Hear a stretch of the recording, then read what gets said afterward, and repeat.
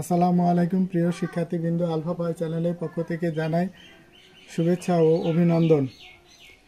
দ্বিতীয় পর্বে আমরা বাকি 14টি প্রশ্নের সমস্যা সমাধান করব। তো কথা না বাড়িয়ে 17 নম্বর প্রশ্নটি কি বলা হয়েছে সেটা আমরা একটু দেখি। সূর্যের উন্নতি কোণ 90 ডিগ্রি হলে কোনো গাছের ছায়ার দৈর্ঘ্য কত? তো সূর্যের যদি উন্নতি কোণ 90 ডিগ্রি হয় তাহলে ছায়াটা কি বরাবর পড়বে? ছায়াটা সোজা একটা খাড়া বরাবর পড়বে, অর্থাৎ সূর্যের আলোটা সোজা খাড়াভাবে পড়বে। সেক্ষেত্রে ছায়ার দৈর্ঘ্য থাকবে না। অর্থাৎ ছায়ার দৈর্ঘ্য পেতে হলে অবশ্যই এই কোণটা 90 ডিগ্রি পরিবর্তন হয়ে হয়তো 60-30 এরকম থাকলে এই ছায়ার দৈর্ঘ্যটা পাওয়া যাবে। যেহেতু আমাদের সূর্যের আলোটা খাড়া লম্ব বরাবর পড়ছে, এই জন্যে এখানে ছায়ার দৈর্ঘ্যটা হবে 0। তাহলে আমাদের সঠিক অ্যান্সার হবে 17 ক। এবার আমরা একটা চিত্র অঙ্কন করি, 18 নম্বর চিত্রটা। তো 18 নম্বর চিত্রটা অঙ্কন করার জন্য আমরা এখানে আমরা যে গাছ ভাঙা অঙ্ক করছি না, তো এই গাছ ভাঙা অঙ্কর মতোই। তো এখানে একটা, আর এখানে সম্পূর্ণ গাছের দৈর্ঘ্য আমাদের দেওয়া আছে। আচ্ছা, এ বি, এটা হলো সি, আর এটা হলো ডি, আর এই কোণটা হলো 60 ডিগ্রি। তো এখন এখান থেকে এইটুকু এই দণ্ডায়মান অংশের দৈর্ঘ্য দেওয়া আছে কয় মিটার? 10 মিটার। আচ্ছা, এখন বলা হয়েছে এসি আর সিডি সমান, অর্থাৎ এইটা আর এটা হলো সমান। তো এখন যদি এসি সমান যদি এক্স হয় তাহলে সিডি সমান হবে এক্স। তো আমাদের এখানে যেটা বলা হয়েছে এ বি, অর্থাৎ সম্পূর্ণ গাছের দৈর্ঘ্য বের করতে বলা হয়েছে। তাহলে বিসি সমান আমরা জানি 10 মিটার। এখন আমাদের এসির দৈর্ঘ্যটা বের করতে পারলে হয়ে যাবে। অর্থাৎ এক্স এর মান বের করা মানে কি সিডিও বের হবে, আবার এসিও বের হবে। তাহলে শিক্ষার্থী বন্ধুরা দেখি যে এই 60 ডিগ্রি কোণের বিপরীত বাহুটা, অর্থাৎ সূক্ষ্ম কোণ সংলগ্ন বাহুটা হবে ভূমি, আর এটা অতিভুজ।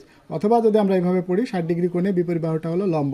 বিডি হলো লম্ব, বিসি হলো ভূমি, আর সিডি হলো অতিভুজ। তো আমাদের এই ভূমি আর অতিভুজের অনুপাত দিয়ে আমরা কি জানি, সূত্র কি জানি? তাহলে আমরা, অর্থাৎ ভূমি বাই অতিভুজ হলো কস থিটা। তাহলে এখানে হবে আমরা লিখব কস, এই হলো থিটা হলো 60 ডিগ্রি, সূক্ষ্মকোণ 60 ডিগ্রি। এটা মানে সূক্ষ্মকোণ সংলগ্ন, তার বিপরীত বাহুটা হবে লম্ব, তাহলে বিসি হবে ভূমি বাই অতিভুজ। তার মানে ভূমি হলো 10 আর অতিভুজ হলো সিডি। সিডি সমান হলো কত? এক্স। তাহলে কস 60 ডিগ্রি কত হলো? হাফ, আর এখানে হলো 10 বাই এক্স, এক্স কে এক্স, আর 10 দুগুনি কত? 20। তাহলে আমাদের এই এবি এর মধ্যে দুটি অংশ আছে বিভক্ত, এই একটা অংশ বিসি একটা অংশ, আর হলো এসি অংশ। এই দুইটা অংশ ক্ষুদ্র ক্ষুদ্র দুটি অংশের দৈর্ঘ্যই হলো সম্পূর্ণ অংশের দৈর্ঘ্য। তাহলে সুতরাং এ বি সমান, এই বিসি সমান হলো 10, আর যেহেতু আমরা সিডি বের করছি এক্স, তো এক্স, এটা যদি এক্স হয় তাহলে এটাও এক্স, তাহলে এটা যদি আমাদের 20 হয় তাহলে এটাও হবে 20। তাহলে সম্পূর্ণ দৈর্ঘ্য কত হবে? 20। তাহলে টোটাল হলো কত? 30। তা আমাদের এখানে 18 আমাদের সঠিক অ্যান্সার হবে গ নাম্বার। তো এখানে আমাদের 30 দেওয়া আছে, তার মানে এটাই হলো আমাদের সঠিক অ্যান্সার। এরপরে আমরা চলে যাই 19 নাম্বার। তো শিক্ষার্থী বন্ধুরা, 19 নাম্বার প্রশ্নটা অত্যন্ত গুরুত্বপূর্ণ তোমাদের এই চর্চা করার জন্য। তাহলে আমরা সেক্ষেত্রে 19 নাম্বার প্রশ্নটা আমরা একটু দেখি। তো 19 নাম্বার প্রশ্নটা সমাধান করার জন্য আমরা এখানে দুইটা আদর্শ সমীকরণ লিখি। a1x plus b1y plus c1 is equal to 0, a2x plus b2y plus c2 সমান হলো 0। এখন x এর সহগের অনুপাত a1 বাই a2 সমান b1 বাই b2, নট সমান। যদি সমান না হয়, এক্স ওয়াই এর সহগ আর ওয়াই এর যদি সহগ না হয়, তাহলে এই সমীকরণের বৈশিষ্ট্য হবে 3টা। প্রথম বৈশিষ্ট্য হবে এর একটি মাত্র সমাধান থাকবে, সমাধান আছে সমজস, সমাধান নেই অসমজস। আর আরেকটা হবে কি? অনির্ভরশীল। তার মানে আরেকটা যদি আমরা লিখি, এটা 1 নাম্বার।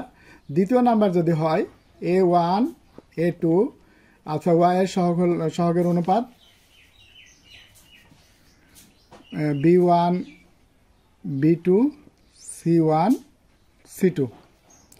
তাহলে এখানে যেহেতু আমাদের কোনো জায়গায় কাটা নাই, তার মানে এগুলো সবগুলো হ্যাঁ। তো সবগুলো হ্যাঁ বলতে কি বোঝা যাবে, যে হলো সমজস সমজস অসংখ্য সমাধান আছে সমজস, আর হলো নির্ভরশীল, তার মানে এগুলো সবগুলোই হবে হ্যাঁ। আর যদি আমাদের 3 নাম্বার এরকম হয় যে A1 A2 B1 B2 C1 C2 not সমান, তার মানে এগুলো সবগুলোই না। অসমজস্য অনির্ভরশীল সমাধান নেই সবগুলো। তাহলে আমরা শিক্ষার্থী বন্ধুরা 19 নাম্বারটা খুবই অত্যন্ত গুরুত্বপূর্ণ তোমাদের আগামী পরীক্ষার জন্য। তাহলে 19 নাম্বার প্রশ্নটা আমরা সমাধান করার চেষ্টা করি। তো 19 নাম্বারে এখানে যেটা বলা হয়েছে যে 3x - 5y - 7 = 0। অপর একটা ইকুয়েশন দেওয়া আছে 6x - 10y - 15 = 0। এখন x এর সহগের অনুপাত, তাহলে x এর এখানে লিখতে পারি x এর সহগের অনুপাত। আচ্ছা, x এর সহগের অনুপাত হলো কি, এই 3/6, 3 × 3 3 × 2 = 6, তাহলে 1/2। এবার y এর সহগের অনুপাত, তো y এর সহগের অনুপাত কি, সমান -10 আর এখানে -5 আর -10। তো এই মাইনাস মাইনাস কাটা, 5 × 5 5 × 2 = 10, তাহলে এখানে হলো 2, তাহলে এখানে হলো 2। এবার আমরা কনস্ট্যান্ট পর্যন্ত যে চলে যাই, যেহেতু আমাদের এখানে ইয়ে পর্যন্ত এক্স ওয়াই এর সহগগুলো সমান হয়েছে, তাহলে আমরা এখন কনস্ট্যান্ট পর্যন্ত চেক করব। তাহলে ধ্রুবক পদ দ্বয়ের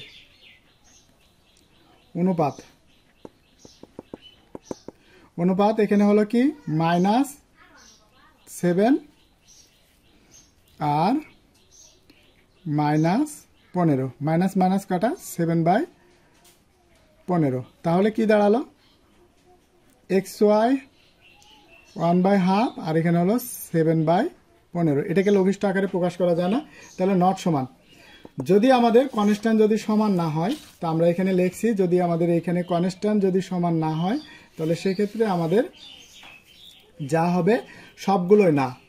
তার মানে 1 নাম্বার অসমজস, 2 নাম্বার অনির্ভরশীল, 3 নাম্বার সমাধান নেই।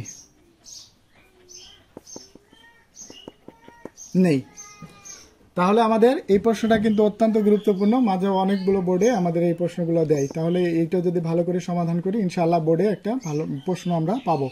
তো আমরা এখানে দেখা গেছে যে সবগুলোই না, অসমজস অনির্ভরশীল সমাধান নেই। তাহলে এখানে দেখি আমাদের এখানে কি কি দেওয়া আছে। অসমজস একটি মাত্র সমাধান আছে, কিন্তু আমরা এখানে লিখছি কি সমাধান নেই। তাহলে আমার 2 নাম্বার উক্তিটি সঠিক নয়। তাহলে 1 আর 3 আমাদের সঠিক অ্যান্সার হবে 1 আর 3। 1 আর 3 কার মধ্যে আছে, খ নাম্বার, তাহলে আমাদের সঠিক অ্যান্সার হবে খ। এবার আমরা শিক্ষার্থী বন্ধুরা আমরা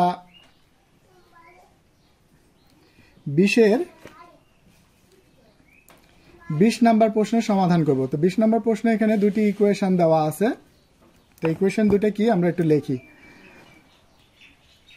20 2x - y = 8, আর এখানে x - 2y সমান হলো 4। এখন আমরা একটা কাজটা করব কি, এই উপরের এটা 1 নাম্বার ইকুয়েশন আর এটা হলো 2 নাম্বার ইকুয়েশন, আর এখানে হলো কি x y এর মান যদি বের করে বসায় দিই, তাহলে আমাদের সঠিক অ্যান্সারটা পেয়ে যাব। তো আমরা এখানে একটা কাজ করব কি, এই x এর সহগগুলো মিল করব।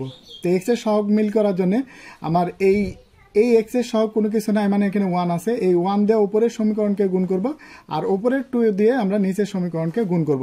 সেক্ষেত্রে আমাদের x এর সহগগুলো মিল হয়ে যাবে। তাহলে আমরা কাজ করি, দেখি নিচের x এর সহগ 1 দিয়ে উপরেরটাকে গুণ করলে যা আছে তাই 8। এবার উপরের x এর সহগ দিয়ে যদি আমরা নিচেরটাকে গুণ করি, অর্থাৎ 2 দিয়ে গুণ করি, তাহলে 2x আর -4y আর 4 দুগুণী 8।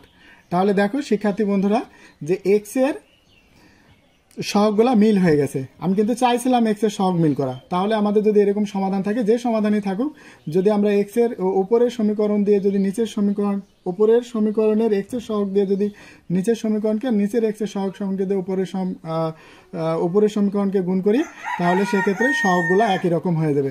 এখন হলো কি, যেহেতু আমাদের কাটতে হবে, তাহলে দুটাই প্লাস আছে, আমরা একটু পরিবর্তন করে এখানে মাইনাস অর্থাৎ বিয়োগ করতে হবে।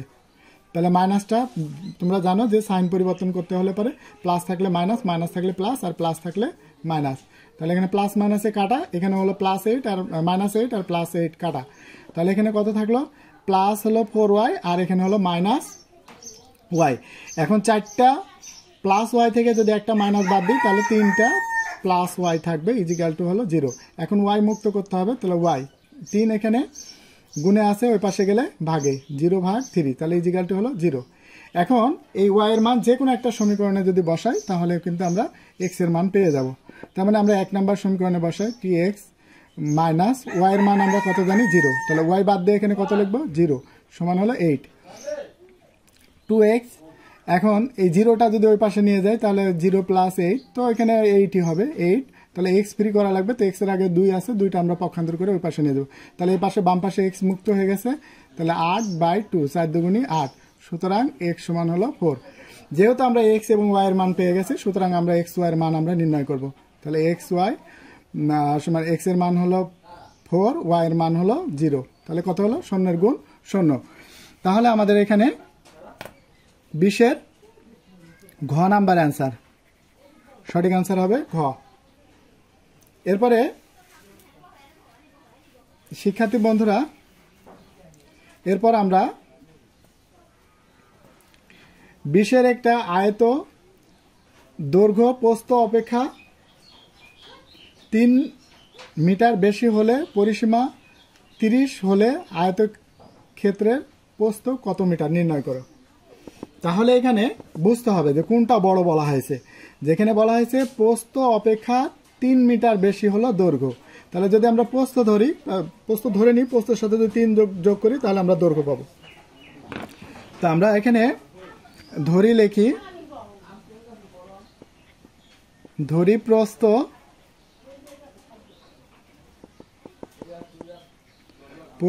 x metre. তাহলে যেহেতু বলা হয়েছে প্রস্থ অপেক্ষা 3 মিটার বেশি, তাহলে দৈর্ঘ্য কত হবে, দৈর্ঘ্য হবে x + 3, এত কি মিটার। তা তোমরা পরিসীমার সূত্র জানো, যে পরিসীমার সূত্র কি, 2 × দৈর্ঘ্য প্লাস প্রস্থ। তাহলে আমরা এখানে লিখি পরিসীমা, তা 2 × দৈর্ঘ্য প্লাস প্রস্থ, দৈর্ঘ্য কত, x + 3, প্রস্থ কত, প্লাস হলো x। এই তা এখন আমাদের এটা হলো পরিসীমা, আবার 30 হলো পরিসীমা। তাহলে আমরা পরিসীমার সাথে পরিসীমার একটা এই পরিসীমা আর এই পরিসীমার সাথে একটা সম্পর্ক তৈরি করব। তাহলে পরিসীমা সমান পরিসীমা, তার মানে হলো কত, 2x। কারণ তোমরা জানো যে অজানা রাশির মান নির্ণয় করতে হলে সমীকরণ গঠন করা লাগে, এজন্য আমরা একটা সমীকরণ গঠন করে নিছি, পরিসীমা সমান পরিসীমা, অর্থাৎ এখানে সম্পর্ক হবে সমানে সমানে।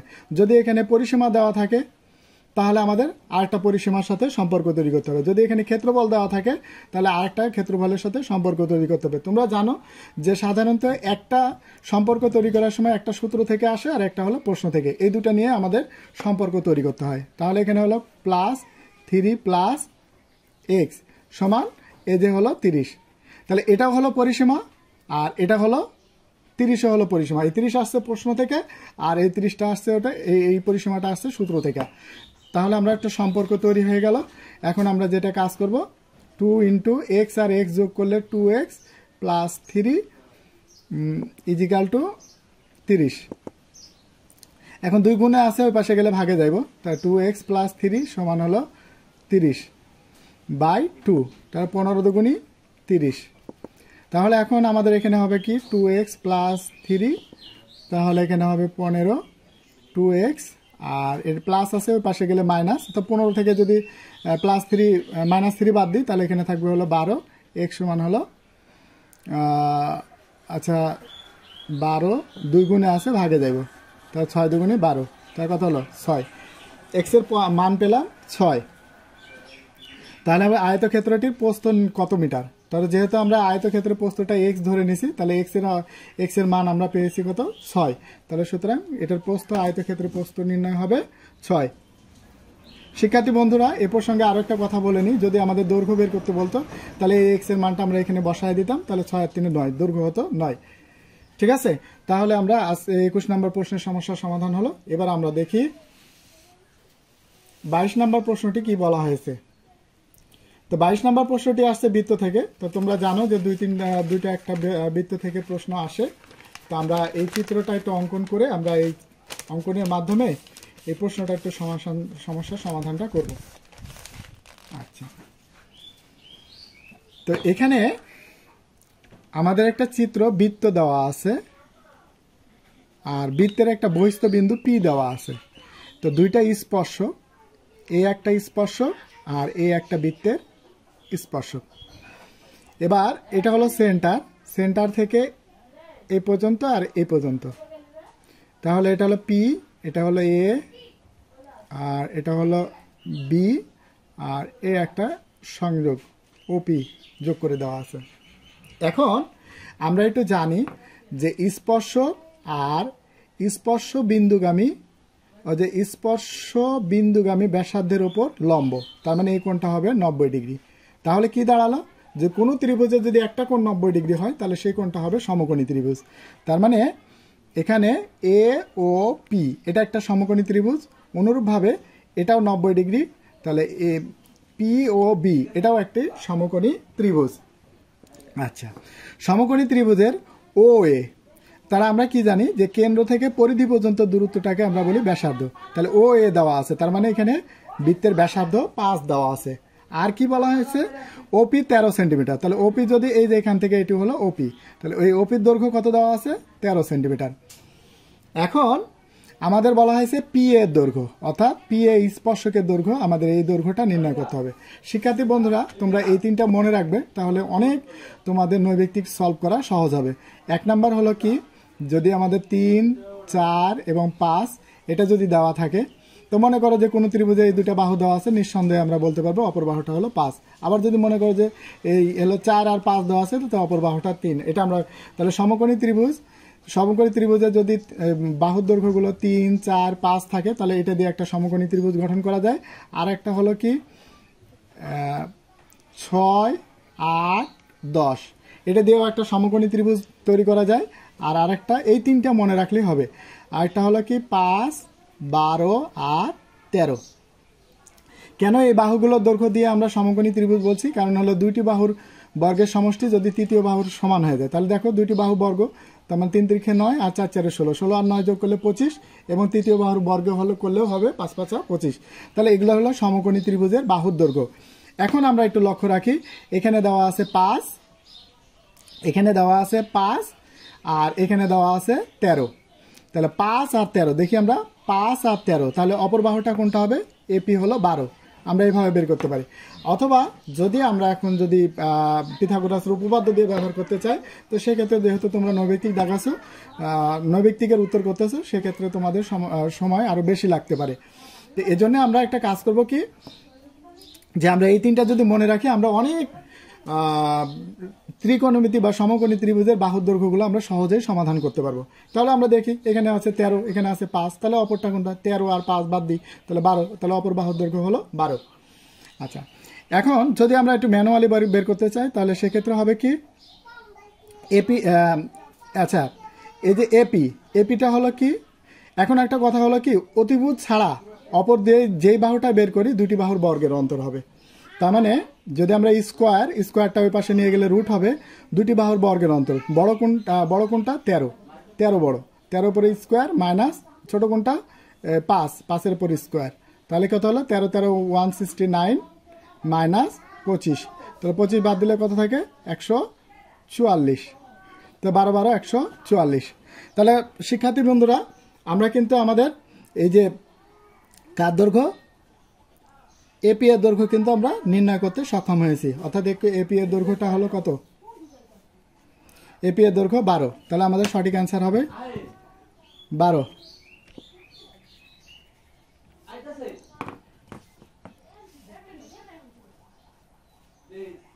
আচ্ছা, এরপরে আমরা এবার বলা হয়েছে ত্রিভুজ ও বি পি এর ক্ষেত্রফল, ও বি পি এর ক্ষেত্রফল নির্ণয় করো। আচ্ছা, ও ও বি পি এই ত্রিভুজটির ক্ষেত্রফল নির্ণয় করতে বলা হয়েছে। আচ্ছা, ত্রিভুজের যেহেতু সমকোণী ত্রিভুজের ক্ষেত্রফলের সূত্র কি জানি? হাফ ইন্টু ভূমি গুণিত উচ্চতা, হাফ। এখন এবার এই কোণটা 90 ডিগ্রি হলে এটা অতিভুজ। আচ্ছা, এখন এই 90 ডিগ্রি কোণ সংলগ্ন বাহু, তো 90 ডিগ্রি কোণ সংলগ্ন বাহুদ্বয়ের গুণফল। তা আমরা যদি এটা যদি 5 হয়, একই বৃত্তের ব্যাসার্ধ হবে সমান, তার মানে ওবি হলো 5। তোমরা জানো যে একই বৃত্তের ব্যাসার্ধগুলো সমান হয়, তার মানে ও এ যদি বৃত্তের ব্যাসার্ধ হয়, কেন্দ্র থেকে পরিধি পর্যন্ত দূরত্ব, এটা হলো ব্যাসার্ধ, তাহলে ওবি হলো 5। এখন আমরা আরো একটা জানি যে বৃত্তের বহিস্থ বিন্দু থেকে স্পর্শক দ্বয়ের দূরত্ব হবে সমান। তার মানে এখানে কি, যেহেতু স্পর্শক দ্বয় কোনটা? এপি সমান হলো বিপি। আচ্ছা, এপি যদি 12 বের করি, তাহলে বিপি কত হবে? অবশ্যই 12, তার মানে এটা হবে 12। এখন তোমরা সহজ একটা কথা বলে দিই যে 90 ডিগ্রি কোণ সংলগ্ন সমকোণী ত্রিভুজের ক্ষেত্রফলই হলো 90 ডিগ্রি কোণ সংলগ্ন বাহুদ্বয়। 90 ডিগ্রি কোণ সংলগ্ন বাহুদ্বয়ের গুণফল, তার 90 ডিগ্রি কোণ সংলগ্ন এ একটা বাহু আর এ একটা বাহু, তাহলে এটা বাহুদ্বয়ের গুণফল। তার মানে এখানে হলো কত হলো? এই 5 গুণ কত? 12। তো এখন 6 দুগুণী 12, 5 6 30। তাহলে আমাদের 23-এর সঠিক অ্যান্সার হলো 30 সেন্টিমিটার। তাহলে 30 হলো কি সঠিক অ্যান্সার? 23-এর ক। আচ্ছা, এবার শিক্ষার্থী বন্ধুরা আমরা চলে যাই 24 নাম্বার প্রশ্নের সমস্যা সমাধান। 24 নম্বরে বলা আছে পরীক্ষায় নম্বর ও জনসংখ্যা কোন ধরনের চলক। আমরা যেগুলো দশমিকে প্রকাশ করতে পারি না সেগুলো হলো পূর্ণ সংখ্যা, বা সেগুলোকে আমরা বলি বিচ্ছিন্ন চলক, আর যেগুলো হলো দশমিকে প্রকাশ করি সেগুলো হলো অবিচ্ছিন্ন চলক। এখন যেটা জনসংখ্যা ছোট হোক বড় হোক, সেগুলোকে আমরা 1 কাউন্ট করি, কিন্তু 1.5 কাউন্ট করি না, 2.5 কাউন্ট করি না। পরীক্ষার নাম্বার কখনো আমরা হাফ দিই না। তাহলে সেই ক্ষেত্রে এই পরীক্ষার নম্বর আর জনসংখ্যা এই দুটো হলো বিচ্ছিন্ন চলক। তাহলে আমাদের 24-এর সঠিক অ্যান্সার হলো ক, বিচ্ছিন্ন চলক। আর অবিচ্ছিন্ন চলক হলো বাস্তব সংখ্যা, যেগুলো দশমিকে রূপান্তরিত হয়, যেমন তাপমাত্রা, যেমন বয়স। তাপমাত্রা আমরা 3.5 সেন্টিমিটার লিখি, তাহলে এগুলো হলো অবিচ্ছিন্ন চলক। আর বিচ্ছিন্ন চলক হলো পূর্ণ সংখ্যায় যেগুলো প্রকাশ করা যায়, সেগুলো হলো যেমন পাখির সারি গণনা করা, সেগুলো হলো পূর্ণ সংখ্যা। এবার আমরা চলে আসি শিক্ষার্থী বন্ধুরা 25 নাম্বার প্রশ্নের সমস্যা সমাধান। 25 নাম্বার প্রশ্নে এখানে বলা হয়েছে কি, যে প্রচুরক শ্রেণীর মধ্যমান কত। তো প্রচুরক শ্রেণীর মধ্যমান আমরা খুব সহজ একটা প্রশ্ন, তো তোমরা একটু ভালো করে লক্ষ্য রাখবা যে বোর্ড প্রশ্নগুলায় যে এই পরিসংখ্যান থেকে 2টা করে প্রশ্ন থাকেই। তাহলে পরিসংখ্যান যদি আমরা ভালো করে করি, তাহলে 2টা প্রশ্নের আমরা সলভ করে নিতে পারবো। তো সবার আগে জানবো প্রচুরকটা কি। প্রচুরক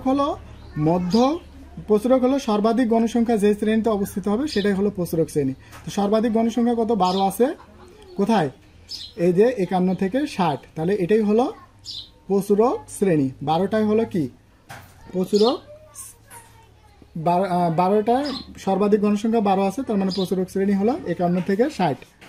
এই 51 থেকে 60 এই দুটাকে যোগ করে আমরা যদি 2 দিয়ে ভাগ করি, তাহলে যেই ফলাফলটা পাবো সেটাই হলো আমাদের প্রচুরক শ্রেণীর মধ্যমান। তাহলে আমরা দেখি 51 যোগ 60 ভাগ 2, তাহলে 55.5। তাহলে আমরা কত পেলাম? 55.5। তাহলে 55.5 কোথায় আছে? 25-এর খ নাম্বার, সঠিক অ্যান্সার 25-এর খ। এবার আমাদের এখানে যেটা বলা হয়েছে সেটা আমরা একটু দেখি কি বলা হয়েছে।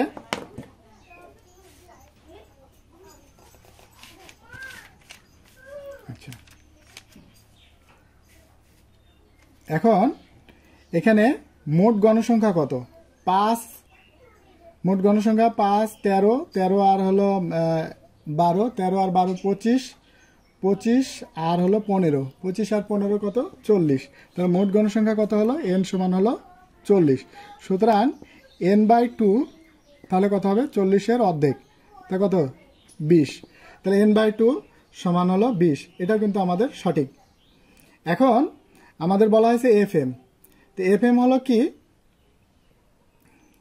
FM আমরা যেটাকে বলছি যে n/2 কোন শ্রেণীতে অবস্থান করছে সেটা আমরা একটু বের করি। অর্থাৎ 20 কোথায় অবস্থান করছে? এখানে হলো 5, তারপর হলো 5 আর 8 যোগ করলে 13, 13-র মধ্যে 20 পাওয়া যায় না, বা 13-র মধ্যে 20-এর অবস্থান নেই। 13 আর এখানে যোগ করলে কত হবে? 12 যোগ করলে হলো 25। তাহলে 25-এর মধ্যে এই 20-এর অবস্থান আছে। তার মানে এই মধ্যক শ্রেণী হলো এই 51 থেকে 60। এটাকে আমরা বলছি মধ্যক শ্রেণী। এখন মধ্যক শ্রেণীর গণসংখ্যাটাই হবে FM। তাহলে মধ্যক শ্রেণী গণসংখ্যা কোনটা? মধ্যক শ্রেণী গণসংখ্যা FM সমান হলো 12। তাহলে মধ্যক শ্রেণী গণসংখ্যা FM হলো 12। তো এই যে এখানে মধ্যক শ্রেণী গণসংখ্যা FM হলো 12, এটা হলো সঠিক অ্যান্সার। এখন হলো FC হলো মধ্যক শ্রেণীর পূর্বের গণসংখ্যার ক্রমযোজিত গণসংখ্যা। তাহলে এখানে পূর্বের কত আছে? 8 আর 5 যোগ করলে 13, কিন্তু এখানে দেওয়া আছে কত? 25। তাহলে আমাদের 3 নাম্বারের আনসারটা সঠিক হবে না। তাহলে 3 নাম্বার কার কার মধ্যে আছে সেটা বাদ দিয়ে দেব। 3 নাম্বার এই যে এটাতে আছে বাদ, এটাতে আছে বাদ, এটাতে আছে বাদ, তার মানে সঠিক অ্যান্সার হলো 26-এর ক নাম্বার। এরপর আমরা শিক্ষার্থী বন্ধুরা চলে আসি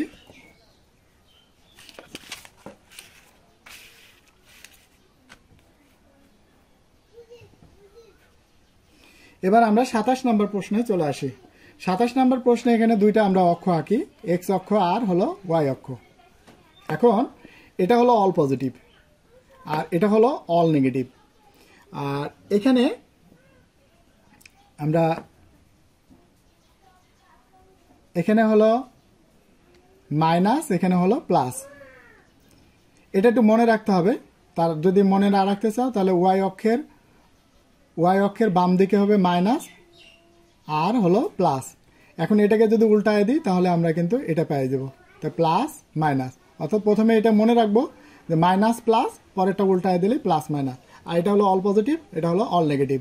তাহলে আমরা ঘড়ির কাঁটা যেদিকে ঘুরে তার বিপরীত দিকে গণনা, ঘড়ি কাঁটা সচরাচর এদিক থেকে ঘুরে, তাহলে আমরা বিপরীত থেকে গণনা শুরু করব।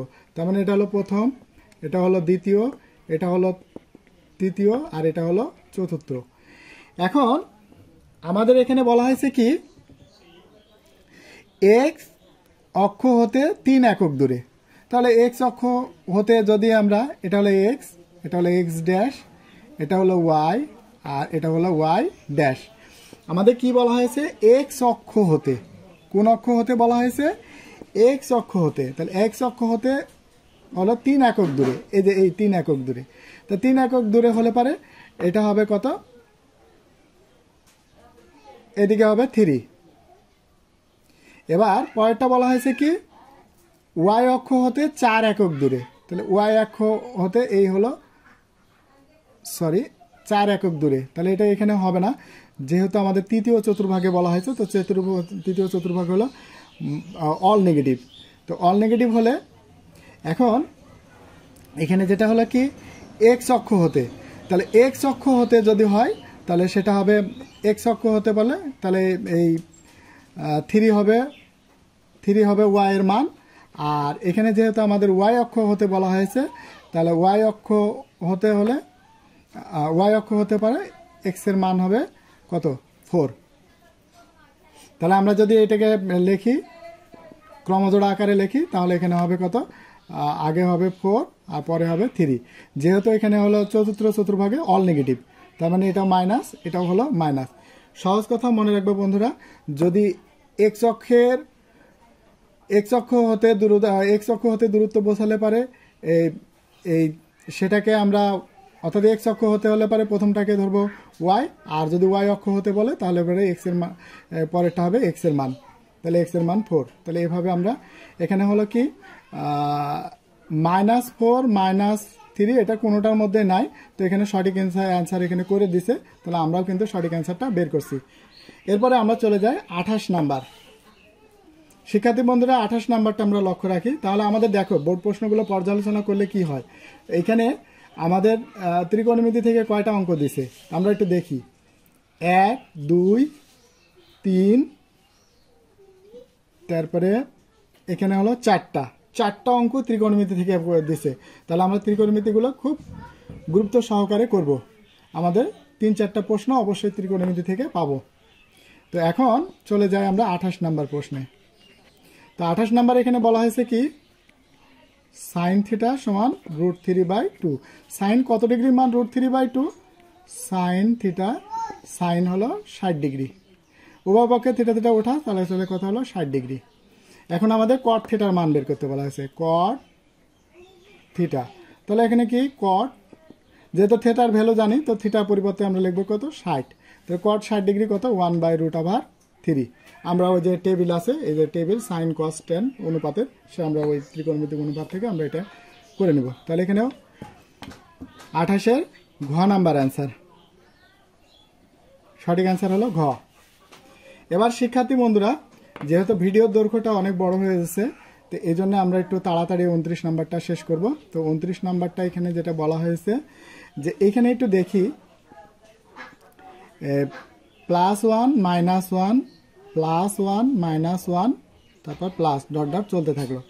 এখন দেখি যে আমরা যদি সমান্তর ধারা হয় তাহলে দুইটি পদের পার্থক্য পরস্পর সমান হবে, কিন্তু এখানে দেখি এই পরেরটা থেকে যদি আগেরটা বাদ দিয়ে দিই, তার মানে -1 -1, তাহলে কত হলো -2।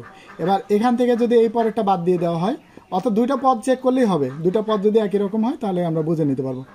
তো এখানে এই হলো +1, আর পরেরটা হলো কি বিয়োগ করব, কত বিয়োগ করব -1, এই জন্য ব্র্যাকেট দিয়ে রাখা হয়েছে। তাহলে 1 -1 প্লাস হলো 1, 1 আর 1 কত হলো 2, তাহলে একটা হলো -2 আর একটা হলো +2। তার মানে এই ধারাগুলোর অন্তর্ফল বা এই পদগুলোর অন্তর্ফল একই রকম নয়, সুতরাং এই ধারাটা কখনোই সমান্তর ধারা হতে পারে না। তাহলে নিশ্চিত আমরা ধারাটা গুণোত্তর ধারা। এখন এখানে বলা হয়েছে কি যে আমরা এইটার একটু ব্যাখ্যাগুলো দেখি। 2n প্লাস হলো 1, এখন n এর ভ্যালু যাই দিই এটা বেজোড় সংখ্যা প্রকাশ করবে। n এর মান যদি 1 দিই, 2 একে 2 আর 1 3, তার মানে 3 একটা বেজোড়। n এর মান যদি আমরা 2 দিই, 2 2 4 আর 1 5, তার মানে হলো 5। তার মানে n এর মান যাই দিই এটা হলো বেজোড় বোঝাচ্ছে। আচ্ছা, তারপরে এখন পরেরটা আমরা দেখি, 2n প্লাস হলো 2, n এর মান যাই দিই, 1 দিলে পরে হলো এখানে হলো 4, আর 2 দিলে 2 2 4 আর 2 কত 6, তার মানে এটা সবগুলোই জোড় বোঝাচ্ছে। আচ্ছা, এখন আমাদের একটা কাজ হলো কি বেজোড় সংখ্যার সমষ্টি, অর্থাৎ বেজোড় সংখ্যার সমষ্টি কি হবে, যেমন 3টা পদ ধরে নিই 1 2 3, তাহলে এই 3টা পদ যদি আমরা যোগ করি তাহলে কি দাঁড়ায়। যেহেতু আমরা এই সুযোগটা নিতে পারি, কারণ এগুলো হলো কি মাইনাস প্লাস মাইনাস প্লাস, যদি এরকম থাকতো -2 + 2 মাইনাস এভাবে যদি থাকতো, তাহলে আমরা কিন্তু এটাতে আমরা সমস্যার সমাধানটা করতে পারতাম। তো এখন এবার আমরা এখানে যে কাজটা করব, কাজটা হলো যে আমরা এই যে বেজোড় সংখ্যার সমষ্টি আমরা 3টা নিই, -1 প্লাস হলো 1, প্লাস মাইনাসে কাটা, তাহলে কত হলো 1। তাহলে বেজোড় সংখ্যার পদের সমষ্টি হলো 1, তার মানে এটাও কিন্তু সঠিক অ্যান্সার। তারপর হলো কি জোড়, অর্থাৎ হলো কি জোড়তম পদ মাইনাস, আচ্ছা বেজোড় হলো প্লাস, জোড় হলো মাইনাস, তাহলে দেখা গেল বেজোড়টা হলো প্লাস আর জোড়টা হলো মাইনাস, তাহলে এটাও কিন্তু আমাদের সঠিক। আর পদ সংখ্যা অসীম, যেহেতু এই ধারাটার শেষ পদটা সুনির্ধারিত নয়, সুতরাং এই ধারাটা হলো অসীম। তাহলে 29-এর আমাদের ঘ নাম্বার অ্যান্সার হবে। তাহলে 29-এর ঘ কোনটা, এই যে এইটা, আমরা সঠিক অ্যান্সার হবে 29-এর ঘ। এবার আমরা চলে আসি